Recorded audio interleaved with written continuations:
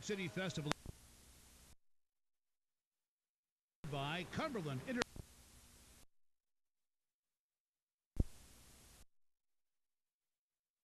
We're talking to Mr. RWilliams and Mr. Leslie Davis, two members of Street Works, an organization that does HIV and AID outreach. And of course, Mr. Davis and Mr. Williams, I think Mr. Davis, we promised you before we had our first commercial break that we'd give you an opportunity to talk about outreach and some of the activities that you're involved in at Street Works.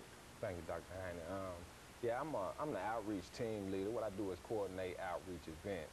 A lot of times, the part of what I do leads into Mr. Williams because we do HIV testing on the street. And we, at StreetWorks, we try to serve the hard-to-reach population, the underserved population. We go into drug use areas, prostitution areas, and we try to reach the people who are most at risk. And we do that with, we give away condoms and information about our programs, as well as we try to get people to do the HIV test. We have a big mobile unit that we go and do those type of things. We also participate in health fairs. We coordinated ourselves, the whole agency, a fall festival in September where we invited different agencies from around town to come out and do several different types of screenings. We were diabetes, blood pressure, from different agencies around the city, and we brought them to the areas in which we serve the people in the South Nashville area. So in doing that, we reach a wide population, a variety of people. You know, we try to, we do a lot in the African-American community. We have had some inroads with the Hispanic community, but a lot of it is in the African-American community. And StreetWorks, basically, we are the best at that particular, in that population and doing what we do as far as street outreach and outreach period. I understand, and of course I think that people often explain it that it's a real problem.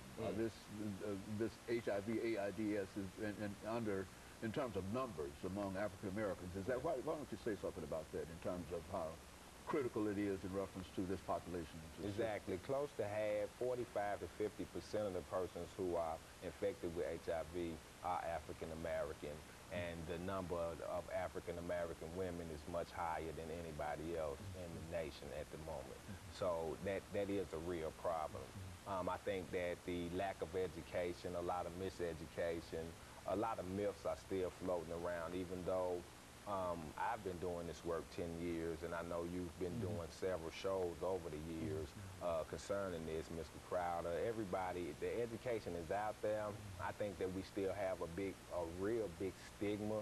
I think especially in the South about HIV, AIDS, persons who are living with HIV and AIDS. I think that it's important for us to dispel the myths and dispense facts concerning HIV and AIDS, how you get it, how you don't get it.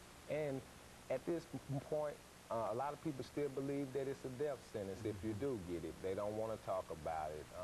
People who think they're not infected shun people who are infected. So people who are infected don't want to seek help, don't want to go to the doctor. They don't want to socialize, and they don't want to tell people who they may come in contact and could possibly infect that they are HIV positive.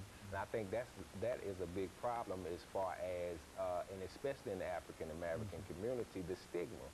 I think that we definitely have